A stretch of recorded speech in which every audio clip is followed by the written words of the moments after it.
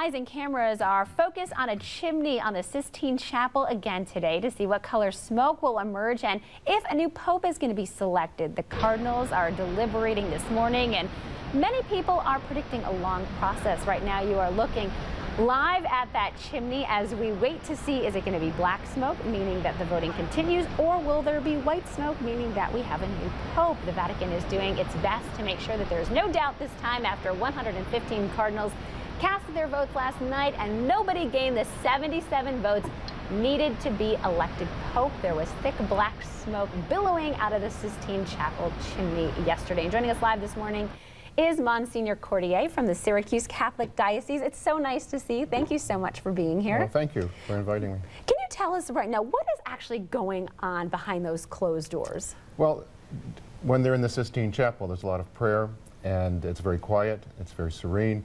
They vote, and they take their time. It takes about an hour and a half for each vote, and each person does, they write the name in Italian, fold it 3 times, put it in the chalice, and then it's voted. It's calculated. But then they go back after to the hotel, and they have dinner, and they sit around, and they talk to each other about what's happened during the day, what names are evolving, and the different groups come together, and they see who's the best person, who has the most votes, do they want to switch, those kinds of things. So right now you think a couple names are emerging as, I guess you could call them, the favorites. I would imagine that they're emerging over there, and maybe changing too. Some of the favorites maybe aren't as favorite anymore.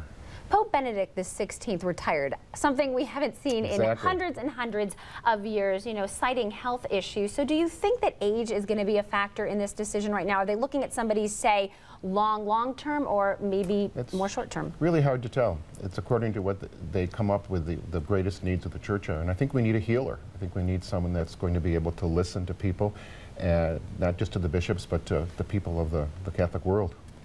I was reading that when they decide who, you know, they want to be the next pope, they ask that person, and that cardinal is pope right there on the spot. Has anybody ever said, you know what, I love you, thank you for this opportunity, but, you know, I'm not interested, you know, I just don't want to do it? I'm not aware of that. We might not know if that happens. Yeah. Do you think people kind of, the intentions are already out there, like who would be open to being pope, and maybe some people who have said, you know, I like how I'm serving right now? Probably during their negotiations at dinner in the last couple of weeks, they probably have known who really won't take it, wouldn't want it. Who do you see as the favorites? It's hard to say, you know. This Archbishop Scola from Milan certainly is out there, but if they're looking to the third world, if they're looking to Africa or Latin America, that's going to be a big surprise perhaps. They say usually it takes about 3 days. If we see this process go on and on, will it go into the weekend? It could. It could go for a couple of weeks.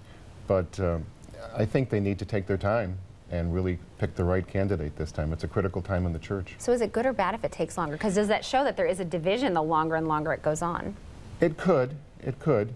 But sometimes the longer and longer it goes on, the more they're reflecting and thinking and really making a really good decision. All right, well, we're all watching it. It's really interesting to watch. Yeah, it is exciting. All right, Monsignor, thank you so much for coming in early this morning. We really appreciate it.